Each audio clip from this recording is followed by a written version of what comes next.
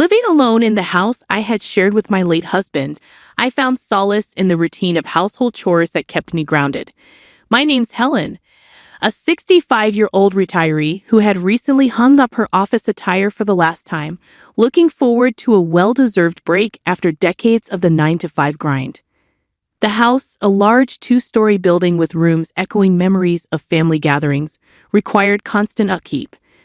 But I took pride in keeping every corner spotless and every garden plant thriving.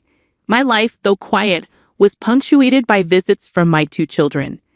My eldest, a daughter named Anna, led a busy life with her husband, and they remained childless by choice, focusing on their careers. My youngest, David, however, had given me 3 wonderful grandchildren aged between 5 and 12, who brought a whirlwind of energy into my tranquil existence whenever they visited. One crisp afternoon, as I was dusting the living room filled with photos of happier times, an unexpected knock startled me. I wasn't used to surprise visitors, especially since my circle had grown smaller over the years. Opening the door, I was met with the sight of David, his wife Carol, and their kids, their faces a mix of excitement and exhaustion. "David, what a surprise! Why didn't you give me a heads up?" I asked, my voice tinged with a mix of joy and dismay. David shrugged, a nonchalant gesture that didn't sit well with me. "Mom, you're my mother. I figured we could just pop by." His words stung more than I expected. The open-door policy I'd always maintained for family now felt like it was being taken for granted. My thoughts were soon drowned out by the chorus of "We're hungry, Grandma," from the grandkids, who were already making their way to the kitchen, a space where I'd spent countless hours preparing family meals. "Let me get you all something to eat then," I said, masking my feelings of disappointment with a smile. Turning to Carol, I added, "Could you lend a hand with dinner?" Carol, who had made herself comfortable on the living room sofa, barely glanced my way as she responded, "Oh, I don't think so. I'm here on a visit after all." The air seemed to freeze around us. David, witnessing the exchange, chose silence, a decision that spoke volumes. Frustration boiled within me, but the eager faces of my grandchildren looking up at me cooled my rising temper. "All right, no worries. I'll handle it," I conceded, turning back to the kitchen, a battlefield where I was both general and foot soldier. That evening, as the sun dipped below the horizon, casting long shadows across the kitchen, I found myself embroiled in the laborious task of cooking dinner for 6. The process was both a physical and emotional drain, each chop and stir a reminder of the unexpected burden that had fallen upon me. Yet the thought of my grandchildren's smiles propelled me forward, their well-being my top priority in the midst of this family upheaval. As we gathered around the dinner table, the fruits of my efforts laid out for all to see, the children's eyes sparkled with genuine gratitude. "This is awesome, Grandma. Thank you." They chorused, their innocent enthusiasm a balm to my weary heart. Carol, however, remained unimpressed as she picked at her food with a look of distaste. She finally let out a dismissive sigh. "Honestly, Helen, I've never understood how anyone likes your cooking," she remarked, her words sharp and cutting. The room fell silent, the children's joyful chatter coming to an abrupt halt. I glanced at David, hoping for some semblance of support, but he remained silent, his gaze fixed on his plate. The weight of the moment hung heavily in the air, a tangible reminder of the growing divide between us. Once the children were put to bed, their laughter and footsteps fading into the quiet of the night, I knew it was time to address the elephant in the room. "David, Carol, we need to talk about how long you're planning to stay," I began, my voice steady despite the turmoil churning inside me. David met my gaze, his expression one of resignation. "A few months, Mom. I lost my job and we can't afford our own place right now," he admitted, the words heavy with a mixture of shame and defiance. The news struck me like a physical blow, the implications of their extended stay sending waves of panic through me. Yet despite my own fears, my first instinct was to help. "I might be able to speak to my old boss.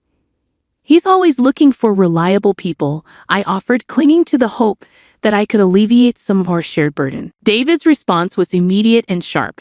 "No, Mom, I'll find something on my own," he said, his pride evident in his tone. Then I turned to my daughter-in-law with a mute question. Carol's laughter cut through the tense atmosphere, her disdain palpable. Work? No way. I'll be staying home with the kids. It's enough of a job as it is, she declared, her words dripping with entitlement. The conversation left me reeling, the disparity in our perspectives clearer than ever. As I lay in bed that night, the house quiet around me, I couldn't help but feel trapped in a situation with no easy way out.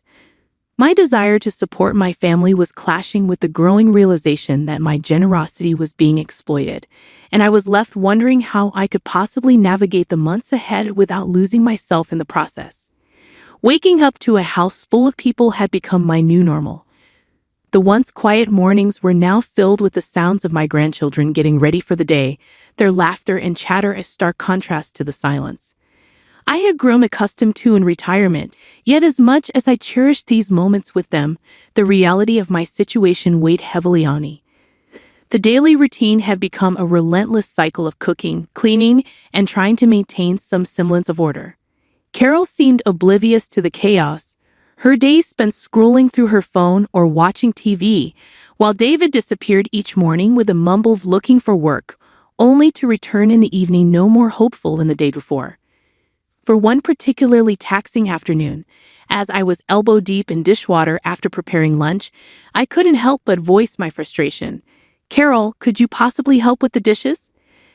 I've been on my feet all day, I asked, hoping for even a small gesture of assistance. Carol looked up from her phone, her expression one of mild annoyance. Really, Helen? I'm sure you've got this. It's not like you have anything else to do, she replied, her voice dripping with disdain before turning her attention back to her screen. The dismissal stung, and for a moment I stood there with the soapy water and the pile of dishes in front of me blurring into a symbol of my growing resentment. It was clear I was alone in my efforts to keep the household running smoothly. David's return that evening did little to lift the atmosphere. As we sat down to a quiet dinner, the tension was palpable. David, have you had any luck with the job hunt? I ventured, hoping for some positive news. He shook his head, his frustration mirrored in his tight expression. Nothing yet, Mom, but I'll keep trying, he said, a note of defeat in his voice that tugged at my heartstrings. Despite the day's trials, I sighed, the weight of their situation settling over me like a heavy blanket. Well, what do you expect us to do, Helen? It's not like jobs are just falling out of the sky. Carol snapped, her patience clearly worn thin. I hurriedly turned the conversation to the children's need for stability and routine. I understand it's tough, but we need to think about what's best for the kids. They need structure, especially with school starting soon, I replied, my concern for my grandchildren's well-being at the forefront of my mind. But it didn't seem to bother David and Carol much. It was well past midnight, and sleep eluded me once again. My thoughts were a whirlwind, spinning around the endless cycle of chores and the mounting tension between Carol and me. Deciding a glass of water might calm my restless mind. I quietly made my way down the hallway towards the kitchen. As I passed the living room, a faint murmur of voices stopped me in my tracks. David and Carol were up, their low conversation punctuating the stillness of the night. Curiosity piqued, I paused, straining to listen without making my presence known. I'm telling you, Carol, we need to figure out a way to stay here permanently. Mom's got this big house all to herself. It's wasted on her. David's voice was a conspiratorial whisper, a tone I hardly recognized in my son. Carol's laugh, cold and uncalculating, sent shivers down my spine. Oh, please, like she needs all the space. We're doing her a favor by staying. Plus, think of all the money we'll save. My heart pounded in my chest, their words slicing through me like a knife. The audacity of their plan, the blatant disregard for my feelings and my home was staggering. And the savings, Carol. Mom must have a decent stash tucked away. It's not like she's using it. We could really use that cash. David continued, his voice greedy. A stranger to the son I thought I knew. I couldn't believe what I was hearing. My son plotting to take advantage of me, to lay claim to the home I had built with my late husband, and even eyeing my modest savings as if it were his due. Steeling myself, I stepped into the living room, flicking on the light. The look of shock on their faces was almost satisfying, but the pain of their betrayal was too deep. "What on earth are you two thinking?" I demanded, my voice steady despite the turmoil inside me. David and Carol scrambled to their feet, the guilt evident in their expressions. "Mom, it's not what it sounds like. We were just—" David began, but I cut him off. "No, I heard enough. Planning to take over my home. Eyeing my savings like vultures. Is this why you really came here?" My words were laced with disbelief and hurt. Carol, ever defiant, tried to justify their conversation. "Helen, you're overreacting. We're family. We should be helping each other out. You have this big house and we're struggling. What's so wrong about thinking of the future?" "The future? By plotting behind my back? By considering my hard-earned savings as your bailout?" I retorted, the anger rising in me. The conversation spiraled into a heated exchange, with accusations and denials flying back and forth. But the truth was clear. My son and his wife saw my home, my life's work, not as a sanctuary, but as a resource to be exploited. Over a breakfast that no one seemed to have an appetite for, I broached the subject that had been on my mind since that fateful night. "David, Carol, we need to talk about your plans," I started, my voice more steady than I felt. "What about them, Mom?" he asked, a hint of defensiveness in his tone. "It's clear to me that staying here isn't working for any of us. It's straining our relationship, and frankly, I can't keep living like this," I said, laying my cards on the table. Carol snorted, her disdain barely concealed. "So what? You're kicking us out." I sighed, the weight of the decision heavy on my heart. "I'm offering a solution. I'm willing to give you a sum of money, $5,000.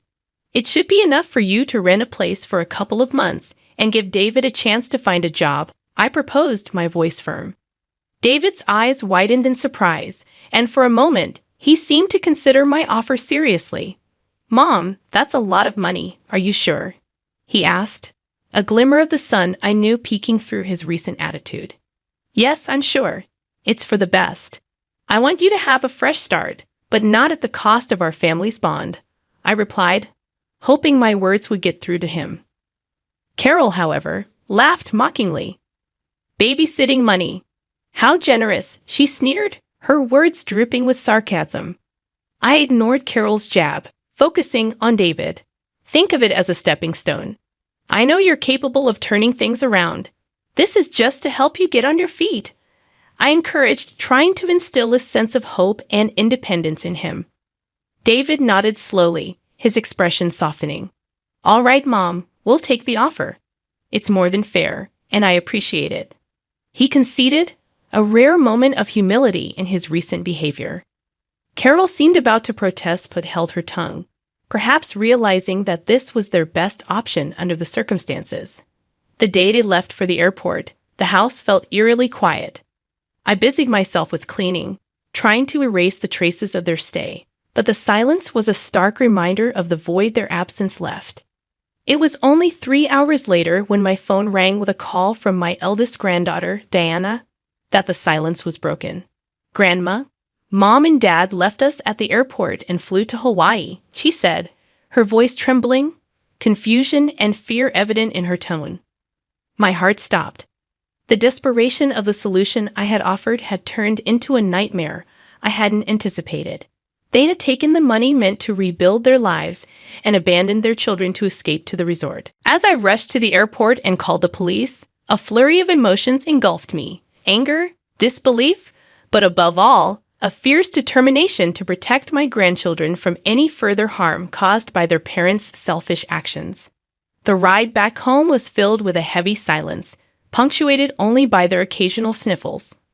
My heart ached for them, their confusion and sadness palpable in the cramped space of the taxi. Once we arrived home, I ushered them inside, settling them on the couch with blankets and hot cocoa, a small attempt to provide comfort in the midst of the chaos their parents had wrought. "Grandma, why did Mom and Dad leave us?" Lily, the youngest, asked, her big eyes searching mine for an explanation I was struggling to formulate. I sighed, taking a moment to gather my thoughts before responding. Sometimes adults make very bad decisions, sweetheart. But I want you to know you're safe here with me, always, I said, my words feeling inadequate, but the sincerity behind them seeming to offer a modicum of comfort. Jack, more perceptive of the trio, looked at me with a maturity beyond his years. Are they coming back for us? He asked, his voice steady but his concern evident. I met his gaze, my resolve firming. For now, let's focus on being together. We'll figure things out one step at a time, I replied, not wanting to burden them with the uncertainty of their parents' actions. The conversation shifted to lighter topics, an effort to distract them from their worries. We talked about school, their friends, and plans for the weekend, anything to bring back a semblance of normalcy. The next morning, I was determined to take action. I reached out to a family lawyer, explaining the situation and seeking advice on how to protect my grandchildren. The lawyer was sympathetic, offering guidance on the steps we could take to ensure their well-being. I also made a call to my daughter Anna. Despite the early hour, she answered on the first ring, concern immediately evident in her voice. Mom, what's wrong? Anna asked, her voice tight with worry. It's about David, Carol, and the kids. I began, the story pouring out of me, the disbelief, the anger, and the fear for what lay ahead. Anna listened in stunned silence, her occasional gasps a testament to the shock she shared. This is unbelievable. How could they do something like this? Anna's voice was tight with anger. Don't worry, Mom. I'll be there as soon as I can. We'll figure this out together. Her words were a balm to my frayed nerves, the promise of support a beacon of hope in the turmoil. Thank you, darling. I don't know how we got here, I admitted, the weariness seeping into my bones. We'll get through this, Mom. We're a family, and we stick together, Anna assured me, her determination echoing my own. The days that followed were a blur of phone calls, meetings with lawyers, and long conversations with Anna about the future. The children, despite the upheaval, began to settle into a routine, their resilience in the face of adversity a constant source of amazement and pride. The calm that had settled over the house with the children finding their routine was abruptly shattered 2 weeks later. The doorbell rang one sunny afternoon, an innocuous sound that now filled me with a sense of dread. I hesitated before opening the door, the memories of the last unexpected visit still fresh in my mind. There stood David and Carol, tanned and looking remarkably relaxed. Mom, we're back, David exclaimed, stepping inside as if nothing had happened, Carol trailing behind him with a smug smile on her face. I stood there stunned, unable to fully process their return or the casual manner in which they announced it. Back after what you've done. My voice was a mix of disbelief and anger. David shrugged, a gesture that infuriated me even more. Yeah, we needed a break, but we're here now. Where are the kids? The audacity of his question, the expectation that everything would just go back to normal, pushed me to the edge. You left your children at the airport, David. You abandoned them to go on a vacation. I couldn't keep the accusation out of my voice, nor did I want to. Carol rolled her eyes, dismissing my outrage. Oh, please, Helen, they were fine. We knew you'd pick them up. What's the big deal? The big deal. I echoed, my voice rising. You neglected your responsibilities as parents. You left them scared and alone. That's the big deal. David seemed to sense the seriousness of the situation for the first time, his casual demeanor slipping. Mom, we thought. You thought wrong. I cut him off, my decision clear in my mind. I can't let you just walk back into their lives as if nothing happened. Before they could respond, I made my way to the phone in the living room, dialing the number with a trembling hand. The police have been involved once. They would need to be involved again. What are you doing? Carol asked, her tone shifting from dismissive to alarmed. I'm calling the police, I stated plainly, my finger pressing the call button. You need to understand the seriousness of your actions. Mom, wait, let's talk about this, David tried to protest, his voice a mix of confusion and fear. There's nothing to talk about. You've made your choices. Now you need to face the consequences. I replied, the operator answering on the other end as I explained the situation to the police. David and Carol exchanged panicked glances, finally realizing the gravity of their actions. They attempted to plead their case, to argue that they were the children's parents and had every right to take them back. But it was too late. The police arrived shortly, and the conversation that ensued was short and to the point.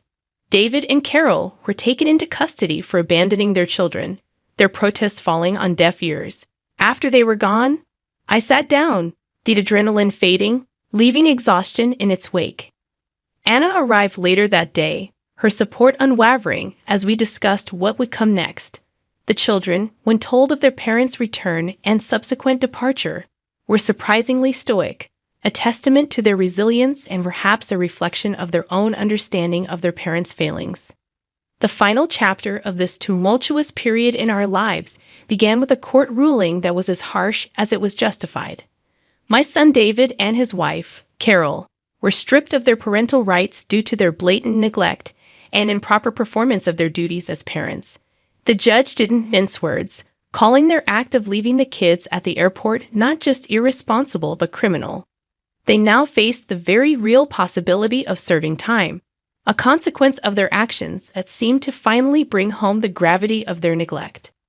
As I sat in the courtroom, listening to the judge lay out the case against David and Carol, a part of me still couldn't believe it had come to this. My son, the boy I raised, facing a sentence for abandoning his own children. It was a bitter pill to swallow, but one that was necessary for the safety and well-being of my grandchildren. With David and Carol's parental rights terminated, the path was clear for Anna and her husband Jan to step in. They had been a constant source of support through this ordeal, and their willingness to adopt the children was a silver lining in an otherwise dark cloud.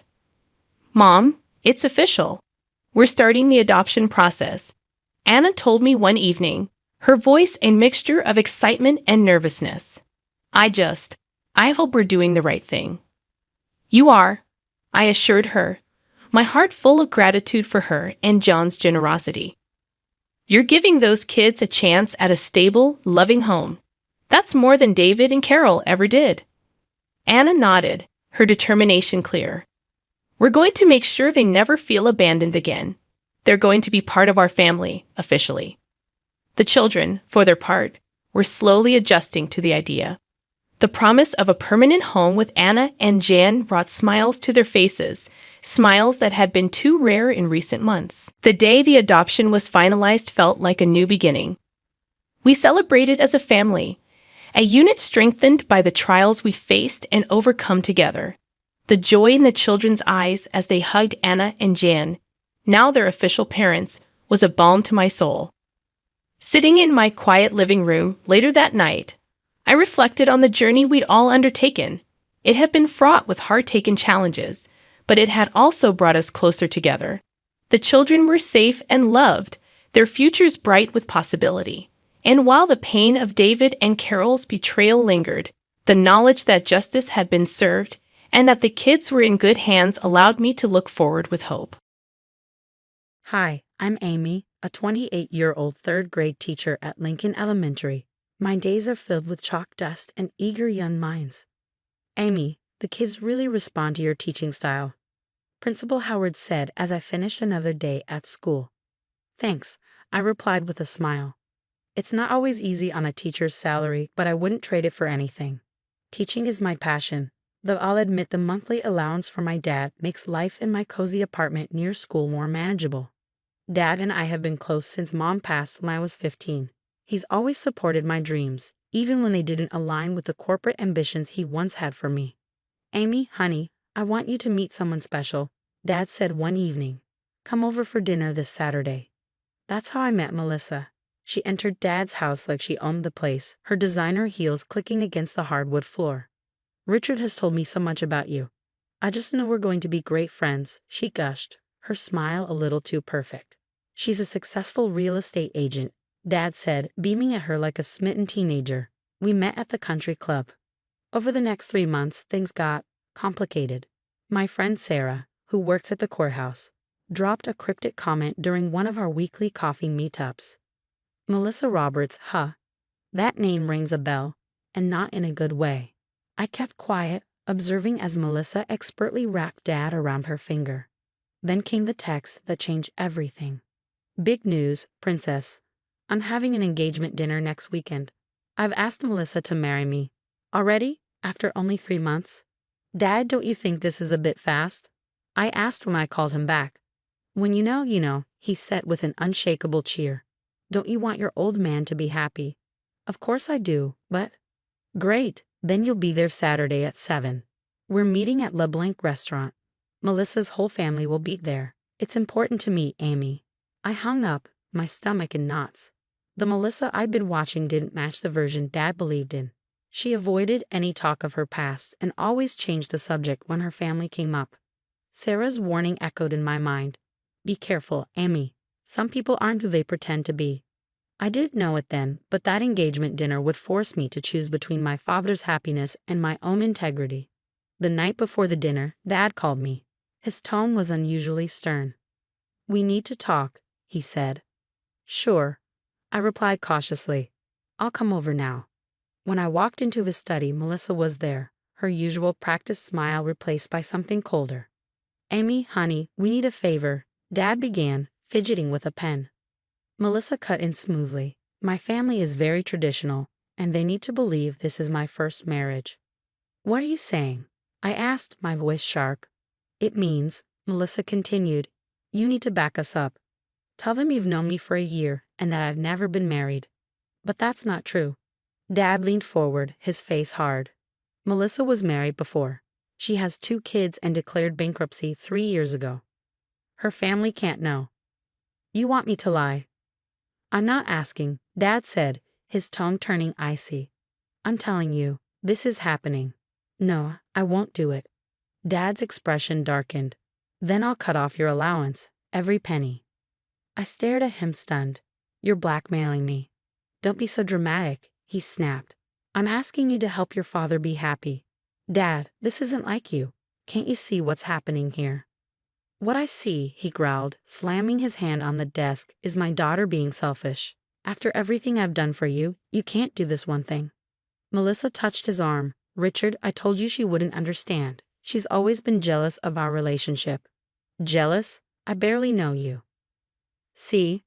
Melissa said, her eyes welling with tears. She's attacking me after I've tried so hard.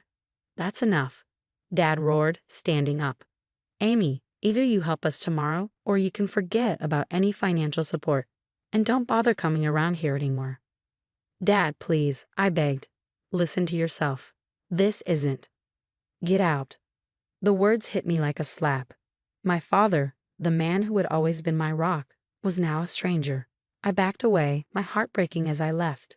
Watching my father's face contort with anger as I reached the door, I froze for a moment, unsure if I was leaving for good. When I glanced back, Melissa smirked, a look of triumph glinting in her eyes the moment Dad wasn't watching. You're making a mistake, she called after me, her voice laced with venom. Both financially and, well, let's just say you'd better hope your teaching position is secure.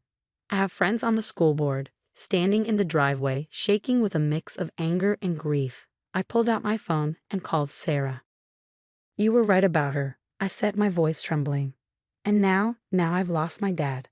No, Amy, Sarah said firmly. He lost you. And trust me, this is just the beginning of what we're going to uncover about your almost stepmother. As I walked to my car, a painful realization struck me. The father I knew, the one who had always been my rock, died with that ultimatum. The man back there, threatening his daughter over a web of lies, wasn't him. He was Melissa's puppet, and somehow I was going to prove it. Unveiling the truth, moving into a smaller apartment was tough, but it was nothing compared to what Sarah showed me during lunch at the courthouse a few weeks later. Amy, look at this, Sarah said, spinning her laptop toward me. Melissa Roberts, or should I say Melissa Thompson, Williams, or Baker. She's got more names than a phone book. Leaning over, I scanned the documents. These are fraud cases. 6 cases across 3 states. She's careful, Sarah said. Always manages to settle out of court. But wait until you see who I found. That's how I ended up in a coffee shop across from Jack Thompson, Melissa's ex-husband. She just left, Jack said bitterly. No warning. The kids woke up one morning and their mother was gone. Later, I found out she emptied our accounts. His hands tightened around his coffee cup. How old were they? I asked softly. 7 and 9, he replied, his voice breaking. They still ask about her sometimes. Last month, my daughter saw her picture in some society magazine, smiling at some charity gala, while I'm working 2 jobs to give them a decent life. As I listened to Jack's story, my phone buzzed with a text from Carol, Melissa's former business partner. A trail of deception. Meeting Carol in her tiny apartment was eye-opening. She used to own a successful real estate firm, Sarah explained as we sat down.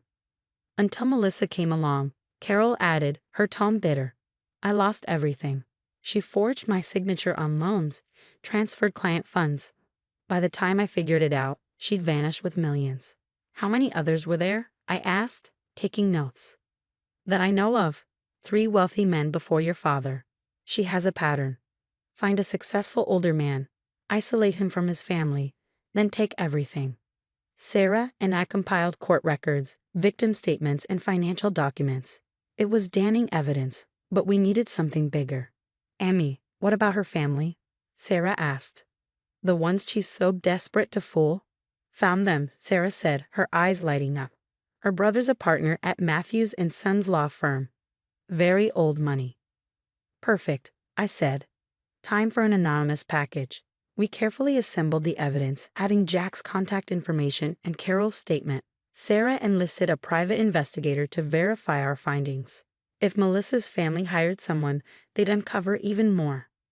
A week later, my phone rang. Is this Amy? A deep voice asked. This is James Matthews, Melissa's brother. We need to talk. Looking at the envelope on my desk, ready to send to Melissa's family, I realized there was no turning back.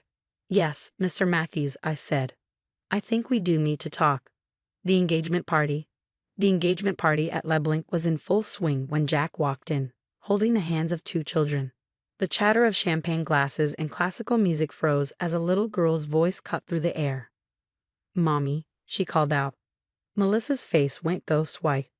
What are they doing here? She stammered. Miss Roberts, James Matthews said, stepping forward, his private investigator by his side.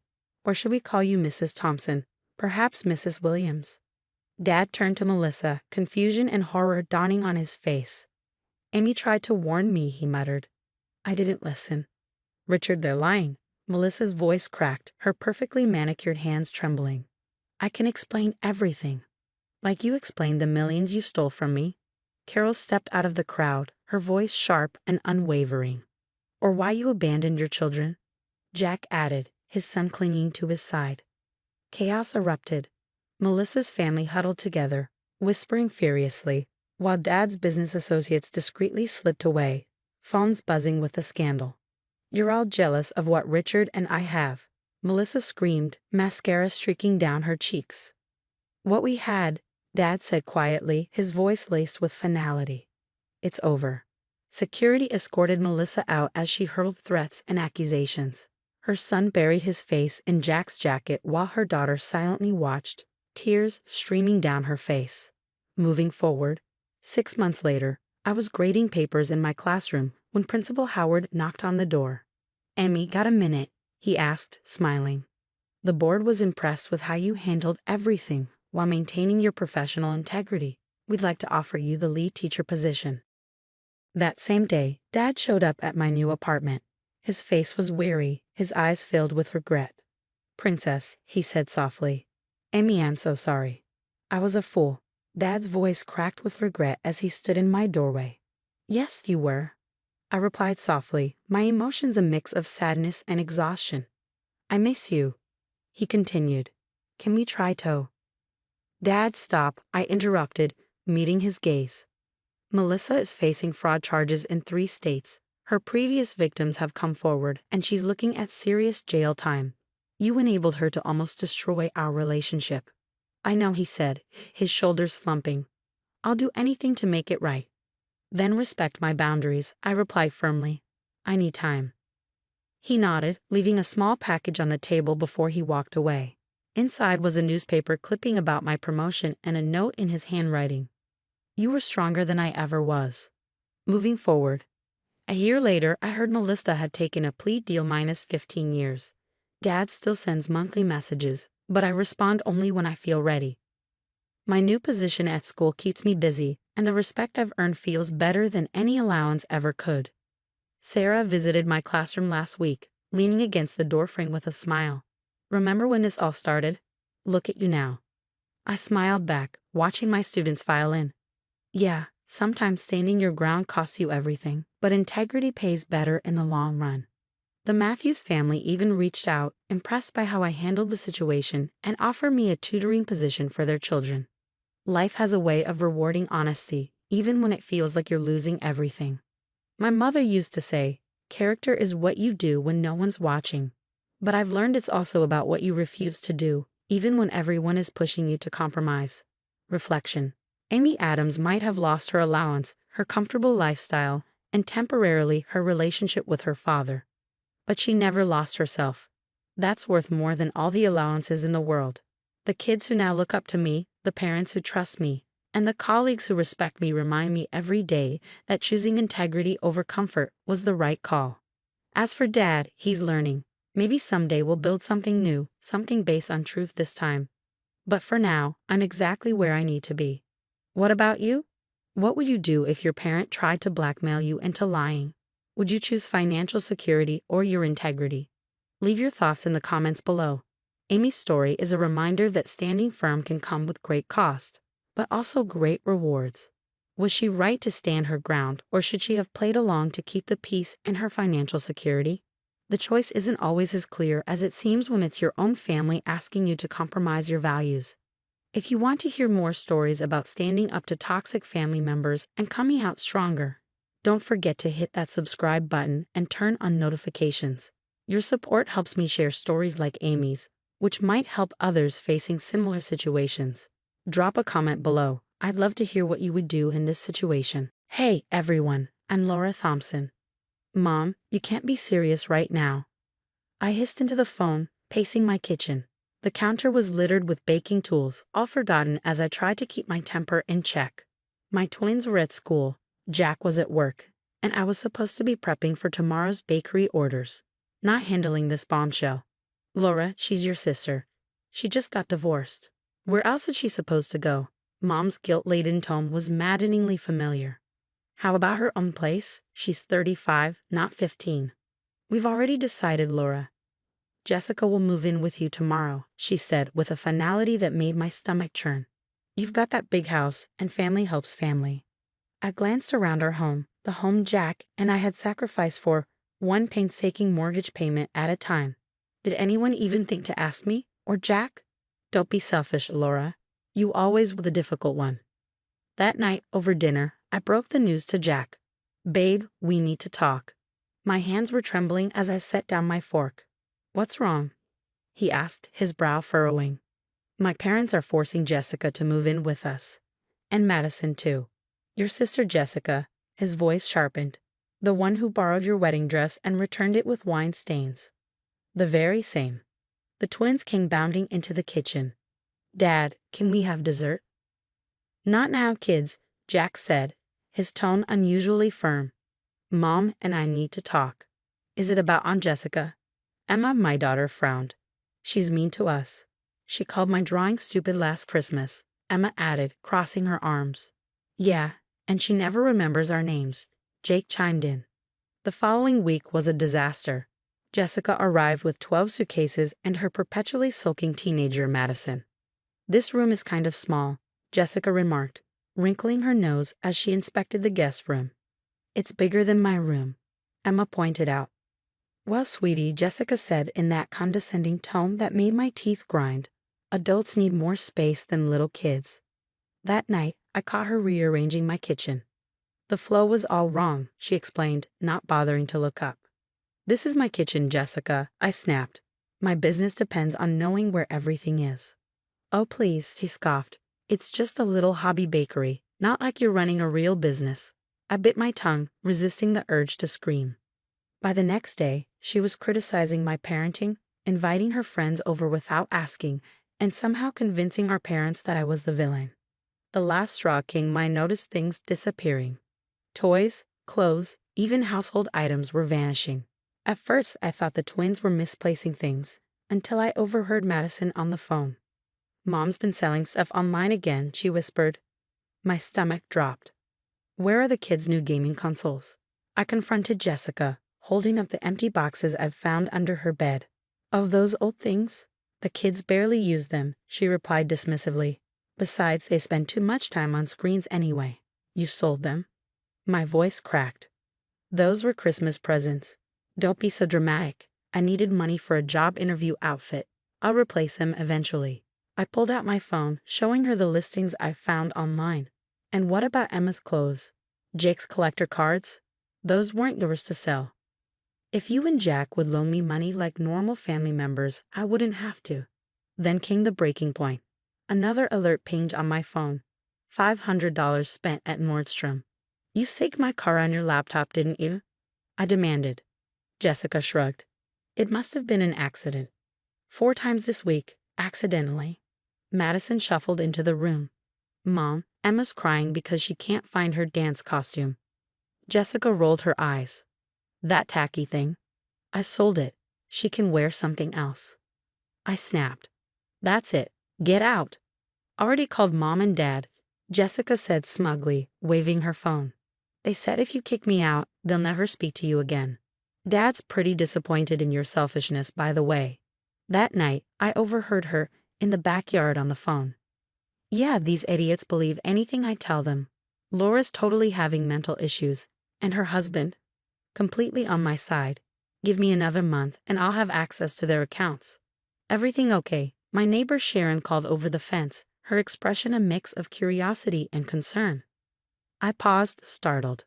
"What do you mean?" "Well, your sister mentioned you've been struggling emotionally. We're all worried." I forced a smile, my hands trembling as I adjusted the hidden cameras Jack and I had installed earlier. He stood by, his face grim. Later that evening, I whispered to Jack, "She spent nearly $3,000 on my credit card, and the kids are terrified to leave their rooms unlocked. Emma cried herself to sleep last night." Jake appeared in the doorway, clutching his stuffed bear. "Mommy, Aunt Jessica told Madison to tell everyone at school that you're crazy." The final straw came the next morning. I opened my jewelry box to find my grandmother's vintage necklace, her most precious gift to me, gone. It was the one she'd made me promise to pass on to Emma someday. "Looking for something?" Jessica's voice was like nails on a chalkboard. She stood in the doorway, smirking. My heart pounded. "Where is it?"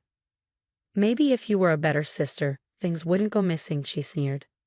"What happened to you?" I asked, my voice shaking. "We used to be close." "Please," she scoffed. "You were always Mom and Dad's perfect little disappointment. Miss Independent, always showing me up with your perfect life, your hard work, your big house." "Some of us weren't born lucky." "Lucky," I said, my voice rising. "I built everything I have." "Well," she said, her smirk widening, "now you can share it. Or I'll make sure everyone, including Mom and Dad, hears about your mental breakdowns." "Who do you think they'll believe? Perfect Jessica or unstable Laura?" She sauntered off, leaving me gripping an empty jewelry box and years of pent-up rage. But she hadn't noticed the blinking camera in the corner, recording every word. That night, as I needed dough to calm my nerves, my phone buzzed. "Laura Thompson," a deep voice asked. "Yes, who is this?" "This is Robert Clean, Jessica's husband." "Well, not ex-husband, despite what she's told you." I froze, my hands covered in flour. "What do you mean?" "Your sister isn't divorced. She ran off after stealing $50,000 from my company and maxing out our credit cards. I've been searching for her for months. She's been selling my kids' things." I whispered, my blood running cold. "She's using my cards too." "Classic Jessica," Robert said bitterly. "She did the same to 3 other families. There are warrants out for her in Nevada." Just then, a notification popped up on my phone.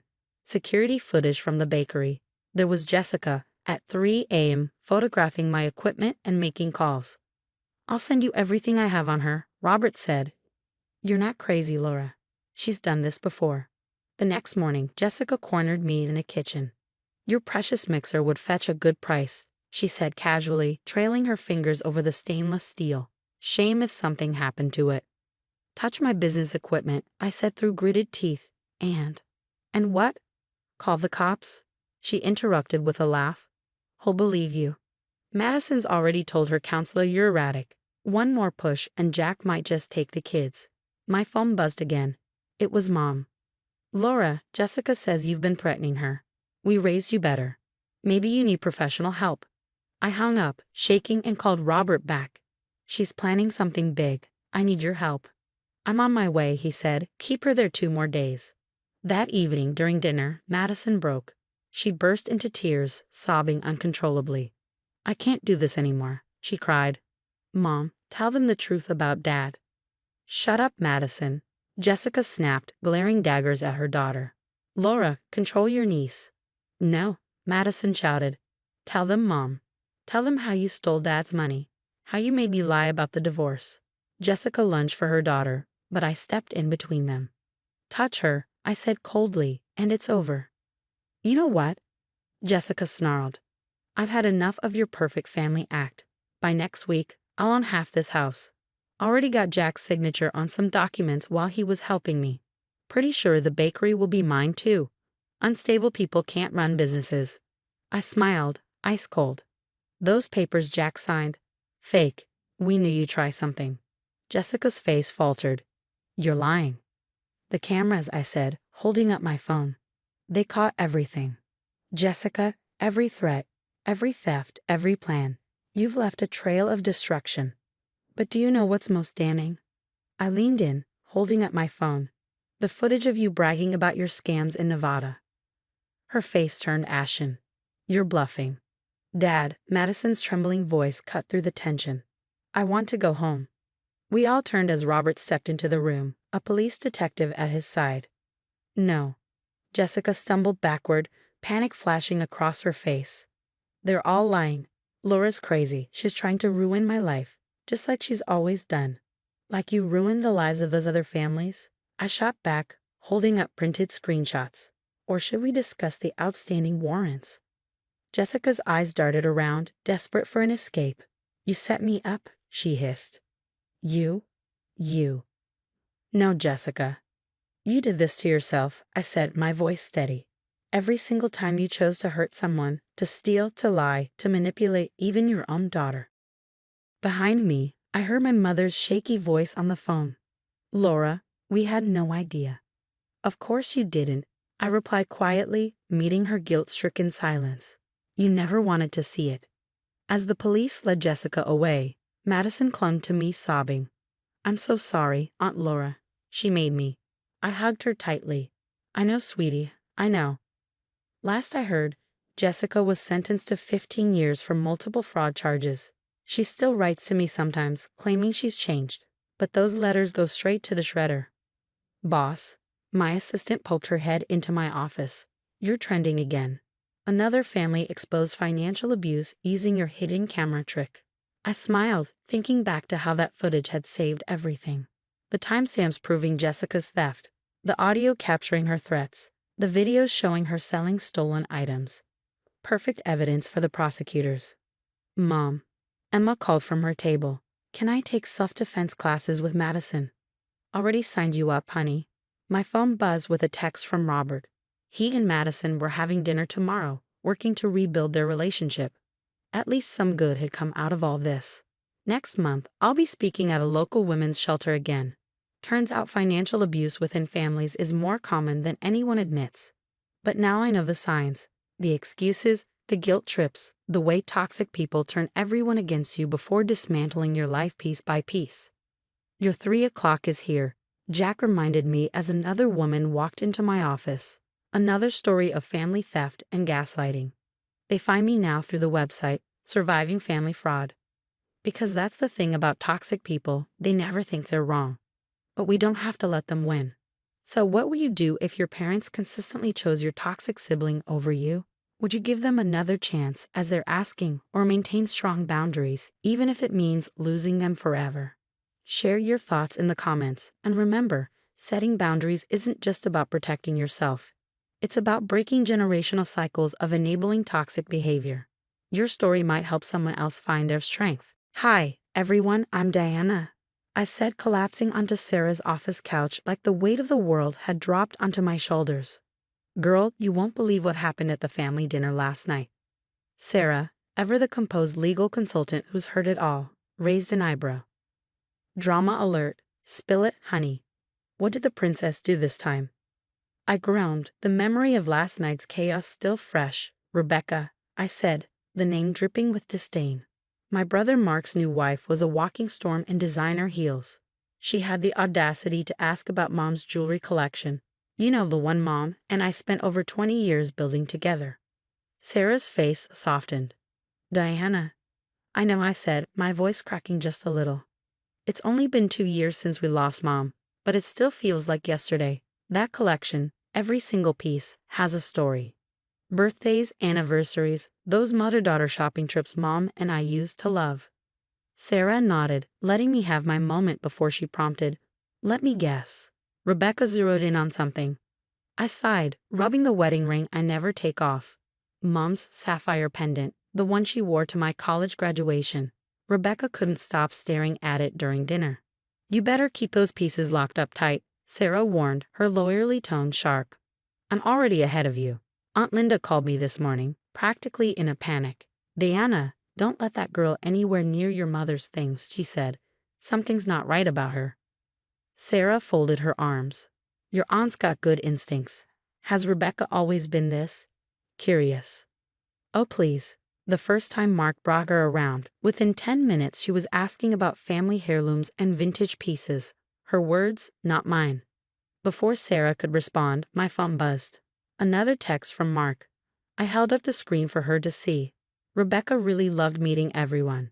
She was wondering if she could see Mom's jewelry collection sometime for inspiration. Inspiration? Sarah echoed, incredulous. This has been nonstop since their wedding 3 months ago. Mom's barely gone, and my voice faltered. Sarah cut me off, her tone firm. Listen, Diana, don't let anyone pressure you about those pieces. They're your connection to your mom. I know, but Mark's not himself anymore. He used to be my protective big brother, but now, it's like she's got him under some kind of spell. Last week, she even told Aunt Linda that some of Mom's jewelry would have been perfect for her wedding dress. Sarah leaned forward, deadly serious now. Your mom left those pieces to you, Diana. I've got the documentation to prove it. I nodded, fiddling with Mom's ring. Sometimes I sit in her old room, looking at her jewelry box, remembering how she'd get ready for date nights with Dad. She'd let me try on her pearls and tell me the story behind every piece. Those moments. Sarah reached out, giving my hand a squeeze. That's exactly why you need to protect them. Trust me, Diana. I've seen Rebecca's type before. In my line of work, we call them collectors of other people's treasures.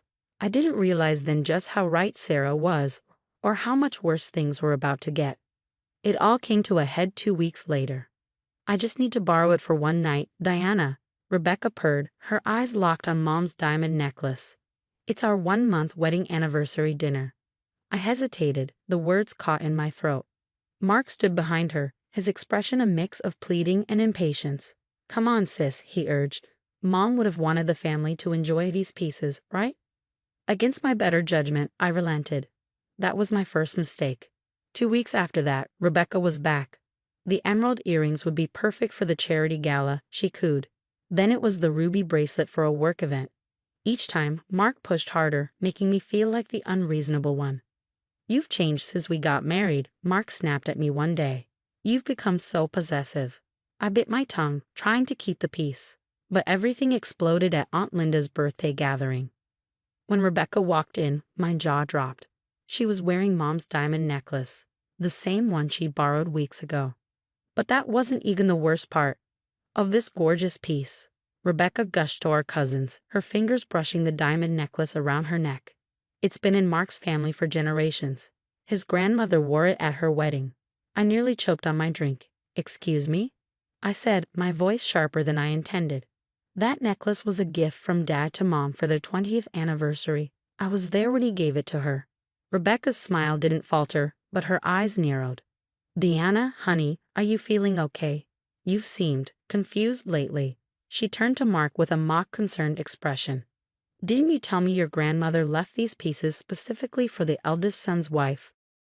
Mark shuffled uncomfortably. Well, technically nothing. I exploded, unable to hold it in any longer. Those are Mom's pieces, she left them to me. The room fell silent. Rebecca's eyes filled with perfectly timed tears as she turned to Mark. I'm just trying to honor family traditions, she sniffed. Mark, she's scaring me. Later that night, as I sat in Mom's room, I discovered more pieces missing from her collection. The pearl earrings, the sapphire ring. Gone. My heart raced as I called Mark in a panic. His response floored me. Maybe you should see someone, Diana. First, the scene at Aunt Linda's, and now these accusations. Rebecca's worried about you. We all are. Worried about me? Your wife is stealing Mom's jewelry? Mark's tone hardened. See, this is exactly what I'm talking about. Rebecca would never steal. Maybe you're just having trouble letting go. I hung up, my hands shaking, and immediately called Sarah. They're gaslighting me, I cried. My own brother is making me feel like I'm losing my mind. Document everything, Sarah said firmly. Take photos of what's left. We might need them. The final straw came when I learned Rebecca was spreading rumors. Poor Diana, she'd say, shaking her head in fake sympathy. She's been so unstable since her mom's death. She's making up these wild stories about the jewelry. Mark's really worried about her mental health. That night, sitting alone in my room, I looked at the half-empty jewelry box. Tears stung my eyes as I touched the few pieces I had left.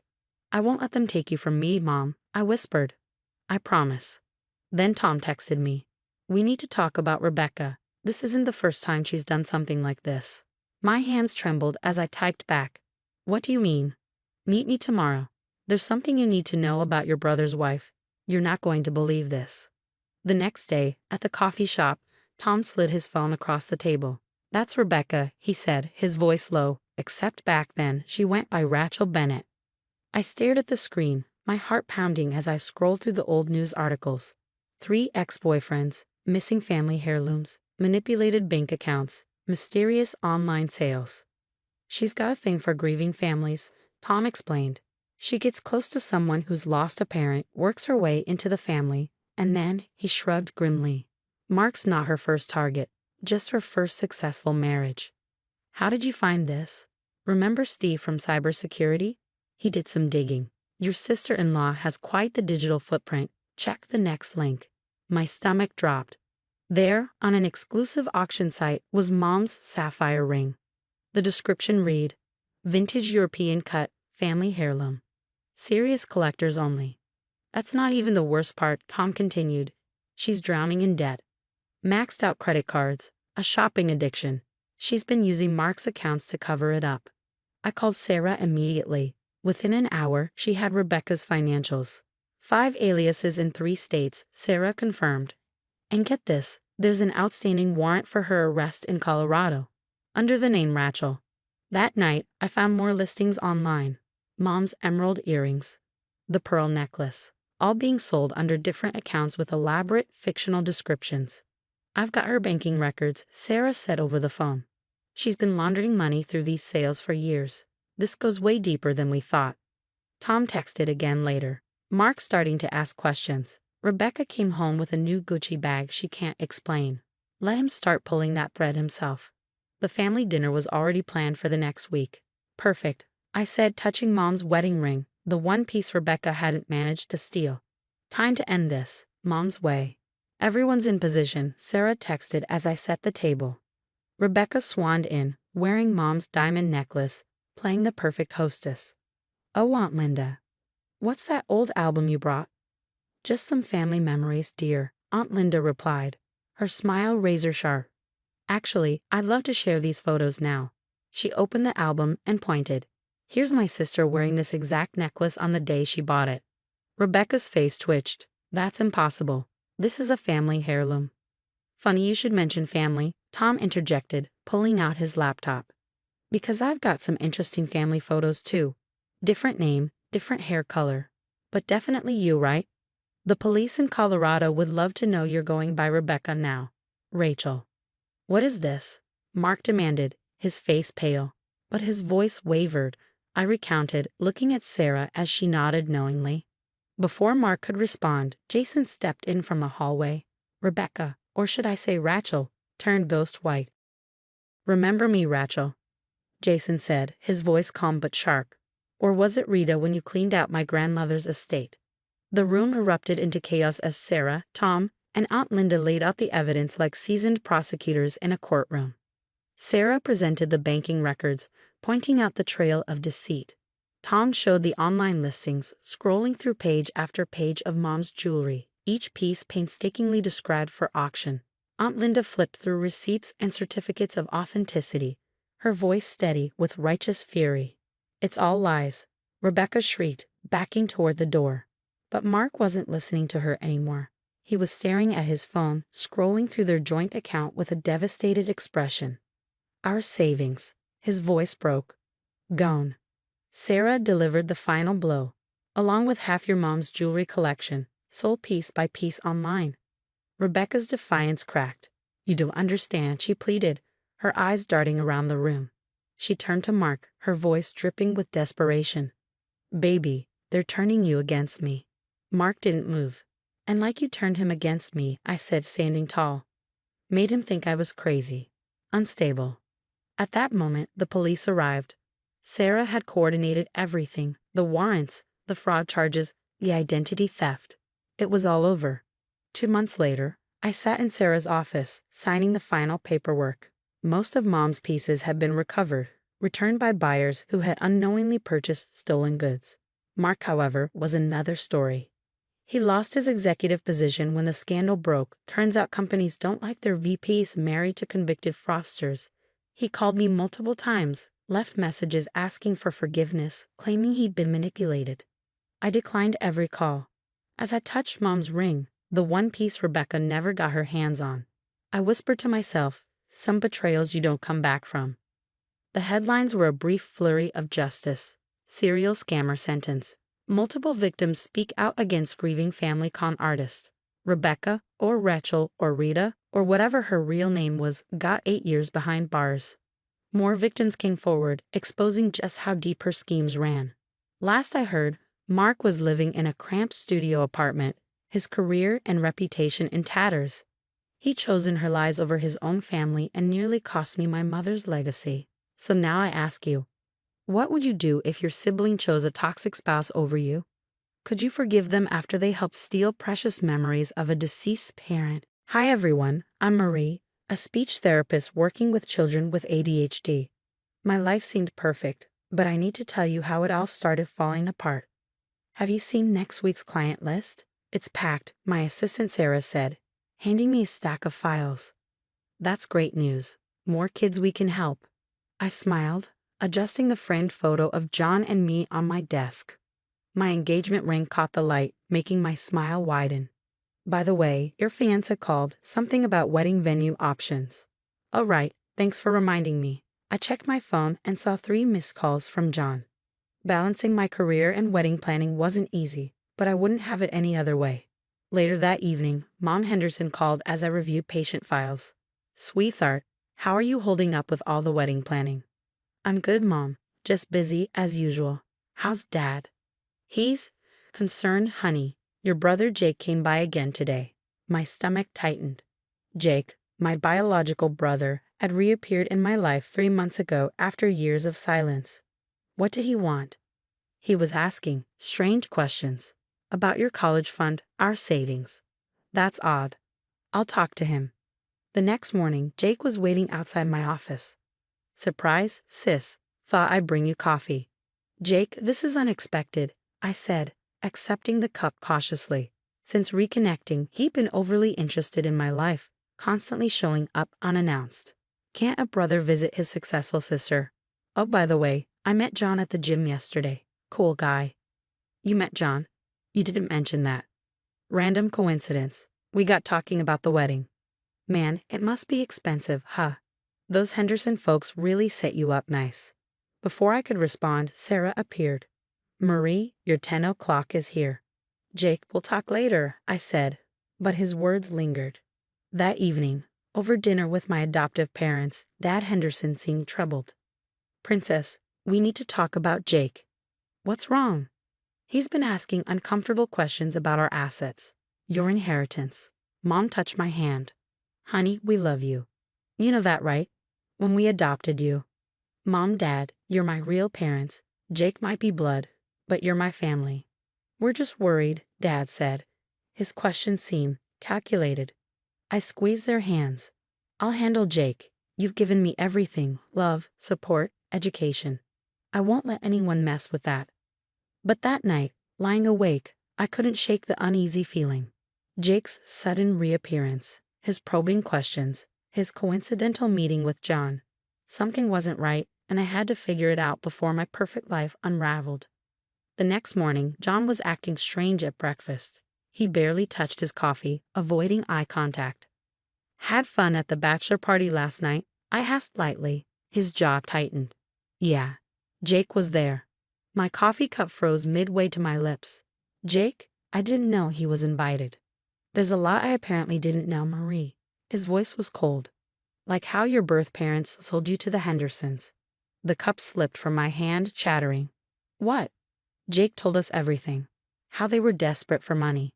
How the Hendersons paid them off. Were you ever going to tell me? John, that's not true. I was adopted legally because my birth parents couldn't. I need time to think. He grabbed his keys and left. At work, my friend Sandra called. Marie, we need to talk. People are saying things. What things? Jake's been spreading rumors about you, that you're hiding dark secrets, that you're ashamed of your past. My hands shook as I hung up. My phone buzzed. A text from Mom Henderson. Honey, Jake came by again. He seemed desperate. Mentioned something about owing money to dangerous people. Fury building, I drove to Jake's apartment. He opened the door, looking nervous. Hey sis, what brings you? Cut the act. Why are you spreading lies about me? He sighed, running a hand through his hair. Look, I need help. I'm in deep with some gambling debts, minus 30 grand deep. So you decided to destroy my life. Jake sneered, his voice dripping with venom.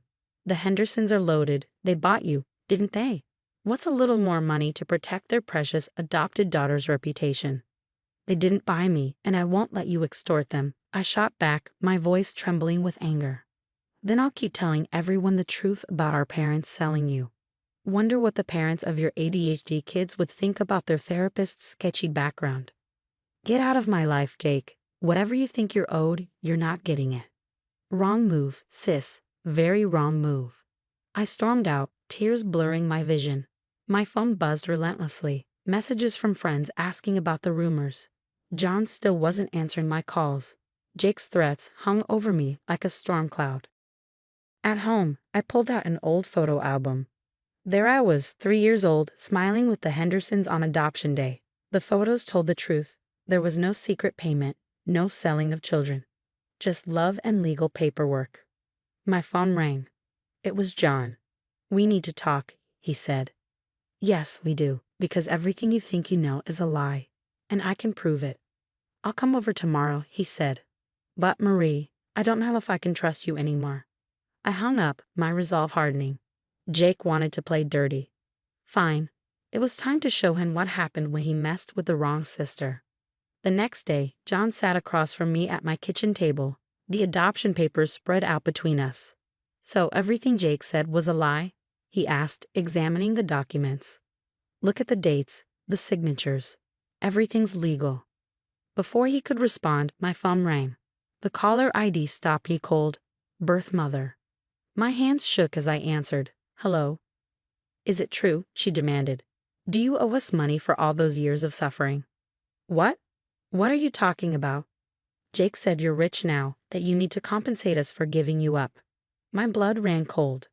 He's lying to you too, I said, my voice breaking. After the call, I drove to my parents' house.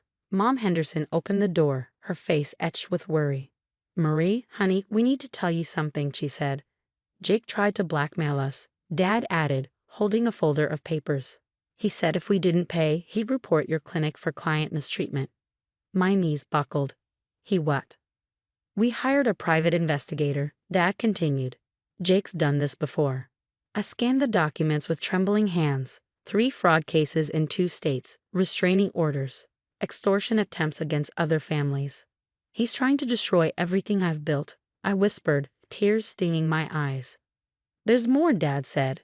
He's been feeding lies to your birth parents too. telling them they're owed compensation. My phone buzzed. A text from Jake. Final warning, sis. Pay up, or tomorrow I start calling your client parents about their kids being mistreated. I stood, my determination solidifying. I won't let him hurt my kids, I said, my voice steady. That evening, I made a series of calls. First to Sandra, my friend at the courthouse. I need every legal document you can find on Jake Mitchell. Then to Sarah. Pull all the security footage from when Jake visited the clinic. Finally to my old college roommate, now a detective. Can you run a background check? Piece by piece, the evidence came together. Jake's pattern was clear. Find vulnerable families, exploit their emotions, and extract money. But he'd picked the wrong target this time. I set up cameras in my office, knowing he'd show up again. Sure enough, the next day, he stormed in. Last chance, Marie. 30 grand, or I start making calls. I recorded everything, Jake. Every threat, every lie. I've got proof of your frauds, too. His face went pale. You're bluffing. I played the recording of his blackmail attempt against the Hendersons. You really think I'd let you hurt my family? My patients? I said, standing firm. You picked the wrong sister to mess with. You think you're so perfect, don't you? The successful one. The chosen one. No, Jake, I'm just someone who chooses to build rather than destroy. I watched as the fight drained out of him. Now get out. Later, I met with both sets of parents, adoptive and biological, and showed them everything. My birth mother wept. He played us all. Use our guilt against us, she said. Mom Henderson hugged her tightly. We all love Marie. That's what matters. That night, John called. I was an idiot for believing him. Yes, you were, I said. Can we talk? Really talk? I hesitated, thinking of trust and betrayal. We can talk, but things won't be the same. The next morning, a text from Jake's girlfriend arrived. You should know he owes dangerous people money. Loan sharks. They're not patient. Perfect. Jake's own choices were catching up with him. I forwarded the evidence to my detective friend. That night, I sat in my office, flipping through childhood photos. There was little Jake before the bitterness consumed him.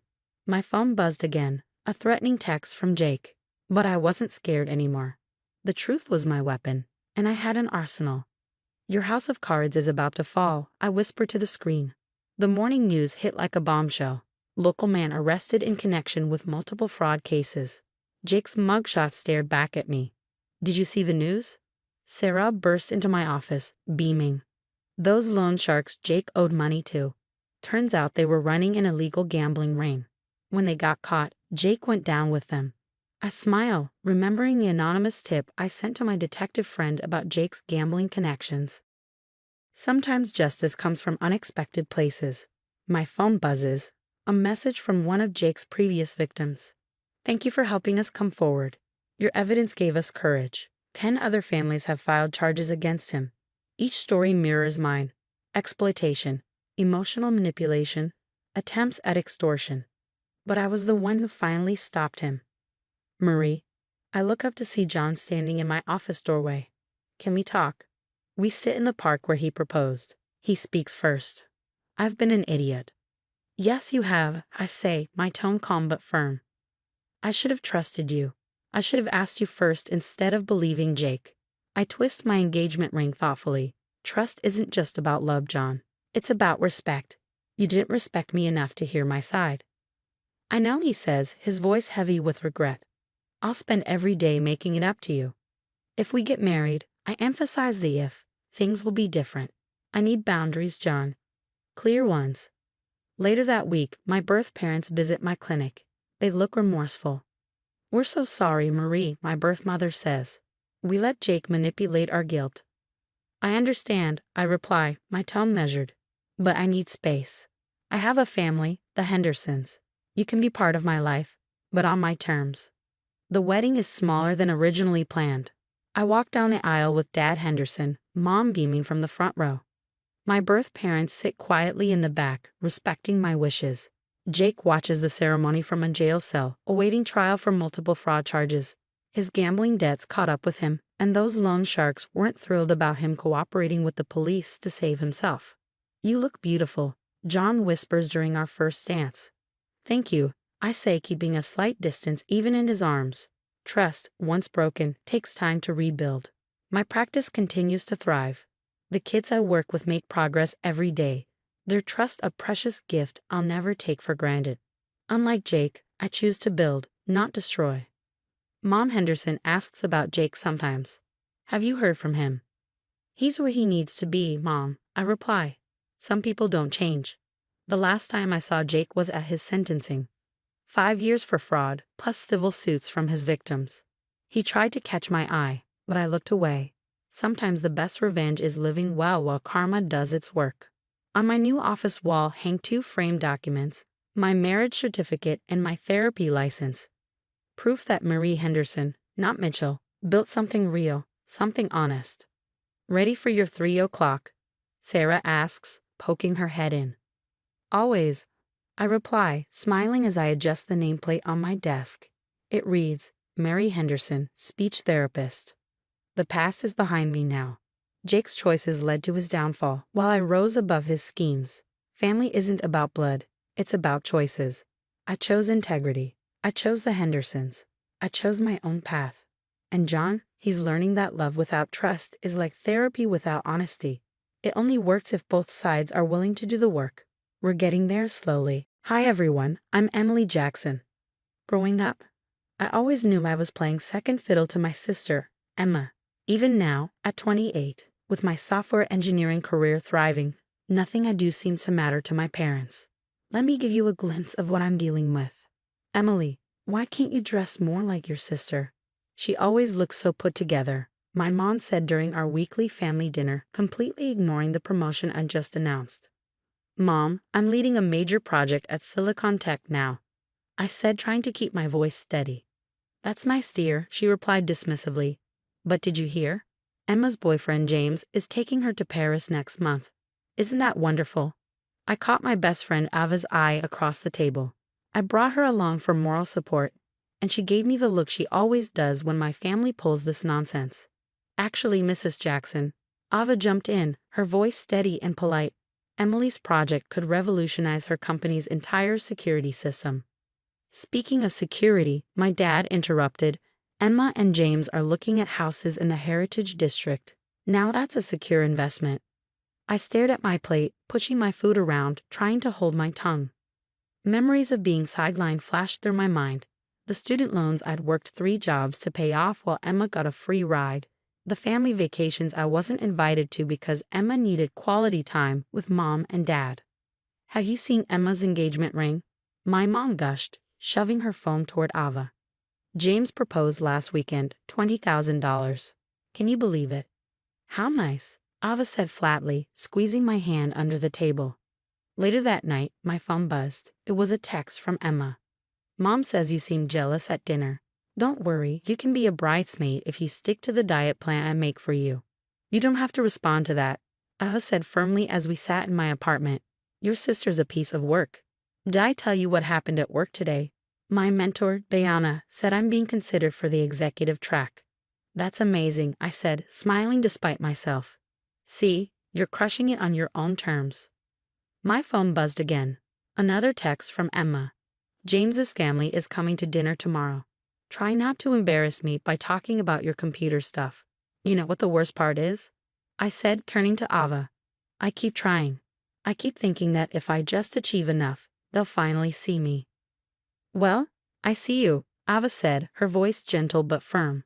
And trust me, your sister's perfect life isn't as perfect as she pretends. I had no idea then how right Ava was, or how much everything was about to implode. The wedding preparations were just beginning, setting off a chain of events that would expose every lie my family had built Emma's golden pedestal on. A few weeks later, the big day arrived, and I found myself sitting in the back row of Emma's wedding reception. Yes, you heard that right. The back row. Not the bridal party, not even a family section.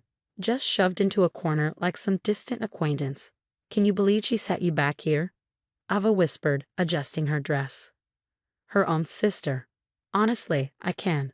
I watched Emma twirl in her designer gown, our parents beaming beside her. Everything was going exactly as expected until a server placed a fancy envelope next to my plate. Thinking it was part of the wedding favors, I opened it and froze. Is this some kind of joke? I asked, staring at the bill inside. $200 for my plate, along with a handwritten note. We expect payment before you leave. Let me see that, Ava said, snatching the paper. Her face turned crimson as she read it. Oh hell no, she pulled out her phone and began recording discreetly.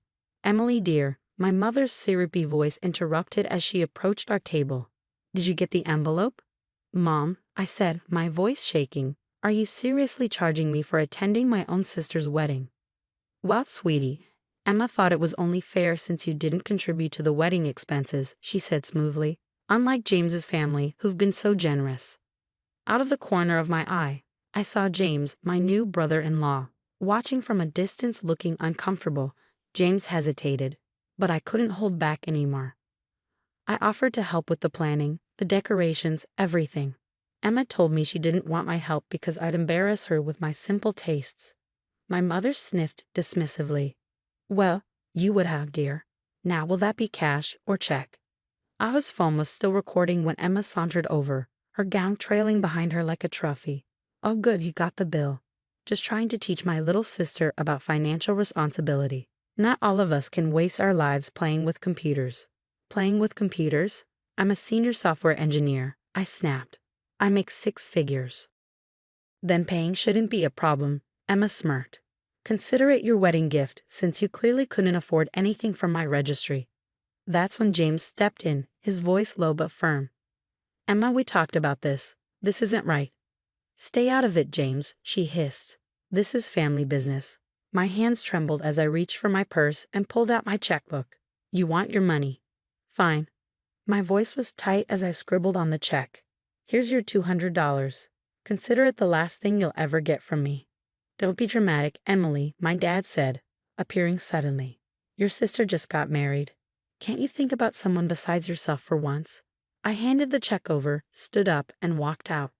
Behind me, Emma's shrill voice pierced the air. See, she always has to make everything about herself.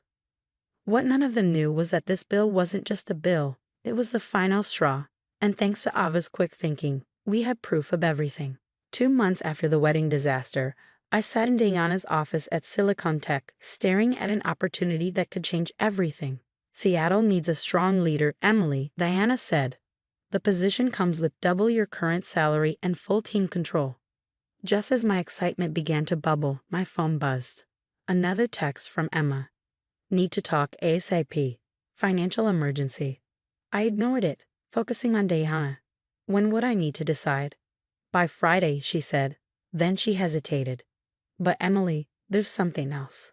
A client flagged irregular transactions from Jackson Family Enterprises, your parents' business. I froze. Irregular transactions. Later that day, Ava burst into my office, her face flushed with urgency. Emily, you're not going to believe this. Your parents' company. They've been running 2 sets of books. Emma's been using the business accounts like her personal piggy bank.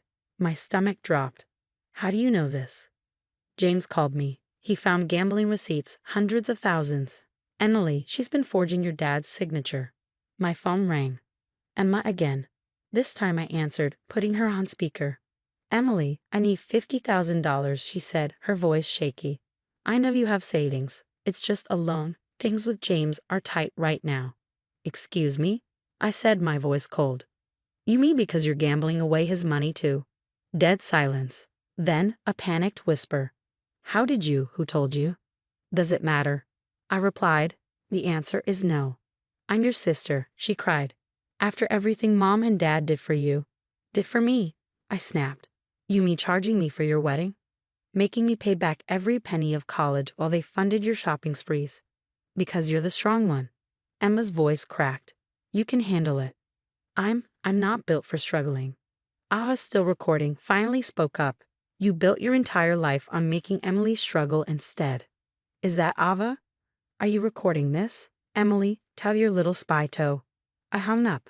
Minutes later, my mother called. Your sister is crying, she said, her tone scolding. How dare you refuse to help family? Like you helped me, Mom. I said, my voice icy. Should I send you a bill for this phone call? Don't be bitter, Emily. We heard about your promotion. Seattle branch, right? You can't abandon your family now. Emma needs you. Emma needs consequences, I said firmly. In the background, I heard my father's panicked voice. They're auditing the business. James's father must have reported us to the IRS. Emma's wailing grew louder. My mother's voice turned sugary sweet.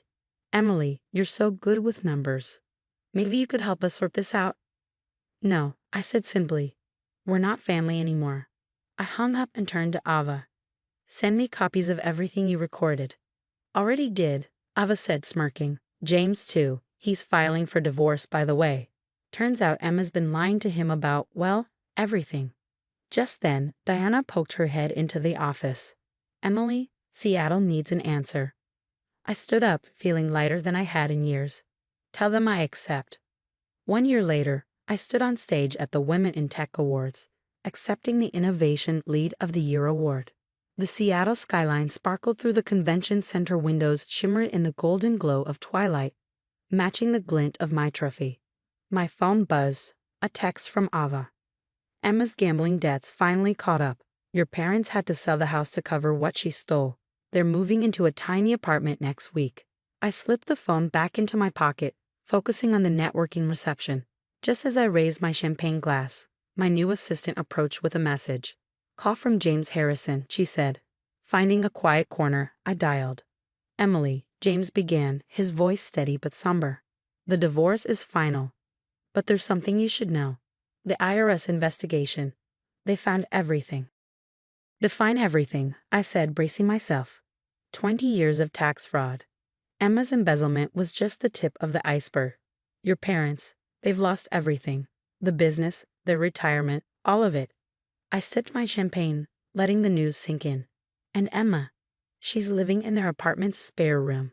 Nobody will hire her with the fraud charges pending. Oh, and she tried opening credit cards in your name last month. She what? Don't worry, I caught it in time.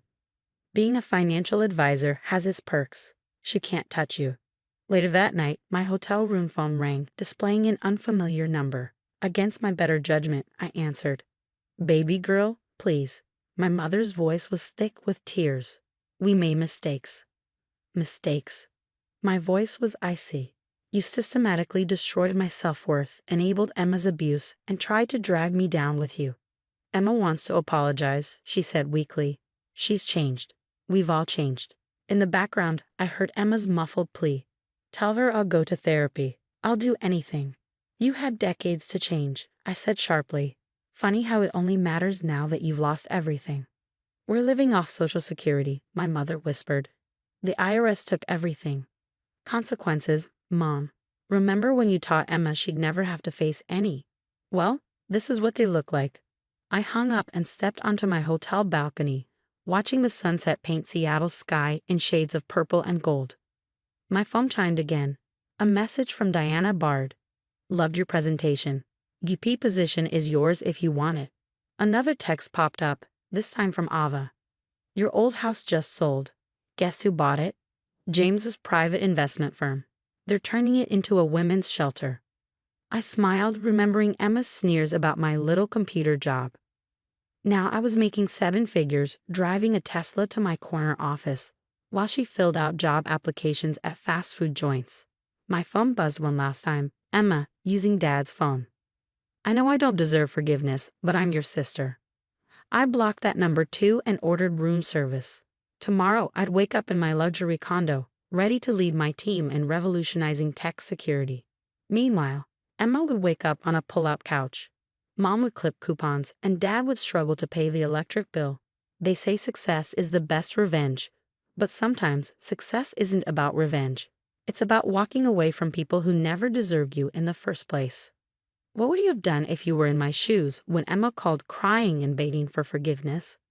Would you have given your toxic family another chance, or would you have kept your distance like I did? Sometimes the hardest part isn't building yourself up. It's staying strong when your abusers suddenly want back into your life after karma hits them. Drop your thoughts in the comments below. Hey everyone, I'm Thomas, a 29-year-old real estate agent in Chicago. And this beauty right here is mine. I stood on the porch of my new house, the reality still sinking in. 3 bedrooms, a sprawling backyard, and that vintage charm I dreamed about. Karen, my girlfriend, squeezed my hand. You earned this, babe, every single brick. I smiled, but her words triggered a flood of memories. 21 years ago, my world shattered. My parents didn't come home one rainy night. Sarah, my older sister, was just 14 when she stepped up. At least that's how she always framed it. Remember when we used to share that tiny room at Aunt Marie's house? Sarah asked, unpacking boxes with me. I nodded. Yeah, I remember. She paused, her voice heavy. I gave up everything for you, Thomas. My college dreams. My future. The familiar guilt crept in, tightening around my chest. I know, Sarah. I'll never forget what you've done for me. Hey man, this place is sick. Derek, my best friend since high school, strolled in carrying more boxes. Now a hotshot lawyer, he'd stuck by me through everything. He glanced at Sarah. How's Mike's business going? Her face stiffened. Oh, startup challenges. Karen and Linda, Sarah's oldest friend, exchanged uneasy looks. Lately, Linda acted strange whenever Sarah brought up money. Later, Sarah cornered me in the kitchen. Thomas, Mike's business is in a rough patch. Just temporary. Maybe a small loan. Sarah, I just helped last month. We're family. I changed your diapers, remember. Her tone turned sharp, the way it often did when she didn't get what she wanted.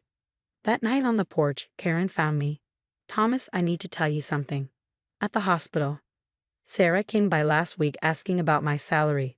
Said she was my sister-in-law and needed it for a family emergency. What? Why would she? Thomas. Linda's voice cut in. She stood hesitantly at the door. There's something you need to know about Sarah. Not now, I said as Sarah appeared behind her, shooting Linda a look that froze her in place. Thomas, Sarah began, her voice dripping with sweetness. Mike and I were thinking, your guest room would be perfect for us. Just until the business picks up. I stared at her, the guilt and gratitude warring inside me. I'll think about it. But something felt off. Karen's words about Sarah's visit to the hospital echoed in my head. The next morning, I noticed some mail was missing. Bank statements and house documents. My gut twisted. Then Derek called. His tone was grim. Thomas, we need to talk. I found something about Sarah's past. By the time our weekly family call rolled around, Aunt Marie's speakerphone crackled with Sarah's voice. Thomas barely helps the family anymore. Thinks he's too good for us now with his fancy house. That's not true, I said, but my relatives had already bought her lies. The next day, Derek barged into my office waving papers. Remember how Sarah said she quit college to raise you? She didn't quit. She got kicked out. Academic dishonesty. Forged documents. It happened months before your parents' accident. That's impossible. She always said. She lied. Stop letting her manipulate you. That evening, I walked into my living room to find Sarah lounging like she owned the place. Oh, good, you're home. Mike and I were just deciding which room would be best for us. What are you talking about? Well, since you're doing so well, unlike some of us who sacrifice everything for family. Sarah, I never asked you to. No, you just got to live your life while I gave up mine. She gestured around my house, her voice rising. And now look at you, big shot real estate agent while your own sister can barely make rent. Karen stormed in, her face flushed. Thomas, look at this. She held up Sarah's purse, revealing stolen bank statements and house documents. You went through my stuff. Sarah shrieked. Thomas, control your girlfriend. Later that night, Linda appeared at my door, her face pale. I can't stay quiet anymore, Thomas. Sarah's done this before. Remember the Hendersons? She manipulated them into signing over their vacation home, promising to pay the mortgage. They lost everything. Why didn't you tell me sooner? I asked, my voice breaking. She threatened to expose my struggles with addiction if I ever said a word. But I can't watch her destroy another family.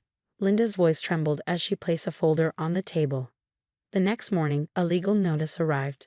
Sarah was suing me for my house. The claim? That she'd invested her life savings into my education and deserved compensation. She's trying to get ahead of the truth coming out, Derek explained, spreading more papers across the dining table. Classic manipulation. She knows we're onto her lies about college. Karen walked in, pale-faced. Thomas, your sister just posted online. She's saying you're trying to make her homeless after she raised you like her own son. And people, they're believing her. My phone buzzed. Another relative calling to shame me. The sister I thought I knew, the one I believed sacrificed everything for me, never existed. All those years of guilt, all the attempts to repay a debt that was built on lies. I'm not letting her win. I told Karen firmly. It's time everyone knew the truth. These insurance documents don't add up, Derek said, rifling through papers. Your parents' life insurance policy was worth $300,000, but only $50,000 went to your education. Sarah was the trustee. Where's the rest? Karen walked back in, laptop in hand. You need to see this. She turned the screen toward me. Sarah had posted tearful videos online, claiming I was trying to destroy her life. She even started a GoFundMe, asking for help to save the family home. Derek pointed to some bank statements. Look at these transfers. She's been siphoning money from multiple accounts, Aunt Marie, Cousin Pete, everyone. The doorbell rang and Linda rushed in clutching another folder. Thomas, I found Sarah's old phone. She handed it to me, her hands shaking. There are texts between her and Mike from last month. They're planning to sell your house the moment they win the lawsuit. What? My hands shook as I scrolled through the messages. Mike owed $400,000 to loan sharks. That's why they were so desperate. Karen's phone buzzed. Your cousin just sent me this. Sarah told them you're stealing their inheritance money. The whole family's turning against you. Not for long, Derek said, his tone icy as he pulled out more documents. Remember the college fund your parents set up? Sarah transferred it to her personal account right after the accident. She used your education money to buy her first car. The evidence piled up. Linda laid out photos of forged checks and threatening emails Sarah had sent to silence other victims. She's done this to everyone. The Hendersons, the Paddles, even her old church group. Always playing the victim while stealing everything she could. Karen called from the kitchen. Thomas, Mike just called the office looking for Sarah. He's drunk, ranting about bookies coming after them. He admitted they're filing for bankruptcy. As if on cue, my phone buzzed with another notification. Sarah had posted again. My own brother is trying to destroy my reputation after I gave up my whole life for him. Please help us save our family home from his greed. Karen scrolled through the comments. People are actually sending her money. Not just money, Derek said, pointing to his screen. She's collecting loans from half the neighborhood. They think she's helping you with medical bills or something. Linda played a voicemail. Sarah's voice crackled through the speaker. If you tell Thomas anything about the Hendersons, I'll make sure everyone knows about that night in Vegas. Don't test me, Linda. Classic Sarah, Linda muttered. I slumped in my chair, the weight of everything pressing down. She's got dirt on everyone. That's how she's kept this going for so long. Karen grabbed my hand. We've got something better than dirt. We've got proof. I straightened up. Get everything ready. It's time to show everyone exactly who Sarah really is. Courtroom showdown. The case is dismissed, the judge declared, her voice firm. Furthermore, given the evidence of fraud presented, I'm referring this matter to the district attorney's office. Sarah's face went pale as Direct presented the mountain of evidence, bank statements showing stolen insurance money, forged documents, and years of systematic theft. The text messages about selling my house to pay off Mike's gambling debts were just the tip of the iceberg. You think you're so smart? Sarah hissed during recess, her manicured nails digging into her purse, no doubt bought with stolen money. You're ruining my life. No, Karen stepped forward, her voice cutting. You did that yourself. She handed over another stack of papers. Remember your job at Midwest Insurance? They're very interested in how you process fake claims for years. Every single one has your signature. Linda testified next, bringing the Hendersons and 5 other families Sarah had scammed. The courtroom buzzed with shock as each victim shared their story. Mrs. Henderson, now in her 70s, broke down on the stand. She took our retirement home, she sobbed. The judge turned to Sarah. Ms. Walker, your actions are reprehensible. The judge addressed Sarah, his voice heavy with disapproval. These allegations are extremely serious. The pattern of fraud presented here is unprecedented in my courtroom. Before anyone could react, the courtroom door burst open with a resounding bang. Mike stumbled in, his expensive suit wrinkled and stained, reeking of desperation. They're coming for the house, Sarah, he slurred, panic etched across his face. The bookies know about the lawsuit. They found out we were planning to sell Thomas's place. The room froze, the weight of his words hanging in the air. Sarah's composure shattered, her mask of control slipping. Everything crumbled fast after that. Her GoFundMe was shut down within hours, flagged for fraud after over 50 complaints poured in. Her tearful videos, once designed to garner sympathy, backfired spectacularly as people flooded the comments with proof of her scams. The district attorney's office launched a full-scale investigation, uncovering an insurance fraud scheme that spanned nearly a decade. The night everything changed, Sarah appeared at my door one rainy night, mascara streaking down her face. She looked like a shadow of the sister I once knew. Mike left me. The bank's taking everything. Please, I'm your sister. You can't let this happen to me. I stared at her, the ache of betrayal overshadowing any lingering sympathy. You stopped being my sister the day you stole from a 7-year-old orphan, I said, my voice cold. Our parents would be ashamed. Karen, ever my anchor, uncovered even more evidence through Sarah's work computer. Years of fake insurance claims, all linked directly to her. Her company pressed charges immediately, vowing to help every victim recover their losses. She's filing for bankruptcy, Derek informed me over coffee. Between Mike's gambling debts, legal fees, and repaying her victims, she's lost everything, her money, her reputation. It's over. A final attempt. Sarah made one last desperate visit to my office, her eyes hollow and pleading. I raised you. I gave up everything for you, she sobbed. How can you do this to me? I shook my head, the final remnants of guilt slipping away. You gave up nothing, Sarah. You stole everything. My childhood, our parents' memory, the trust of everyone who believed in you. Every sacrifice you claimed was a lie. Her lips quivered. Please, I'm sorry. I'll change. Save it for the judge, I interrupted, leaving her to her fate. 6 months later, I stood in the backyard of my house. Our house, watching the sunset turn the sky a fiery orange. Karen stood beside me, her hand in mine, the diamond on her finger catching the light. Your house looks beautiful, she said, smiling. Our house, I corrected her, the weight of those words grounding me in a future free from manipulation and pain. Sarah now faced multiple fraud charges, with Mike having fled the country and left her to face the consequences alone.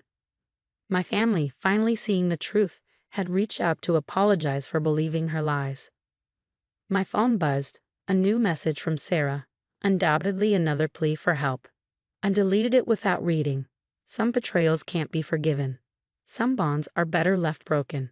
As I held Karen close, I felt only relief. The web of lies that had ensnared me for so long had finally unraveled. Sarah had taught me a painful but important lesson. Family isn't about blood. It's about truth, trust, and genuine love. And for the first time, I found that family in the one I chose.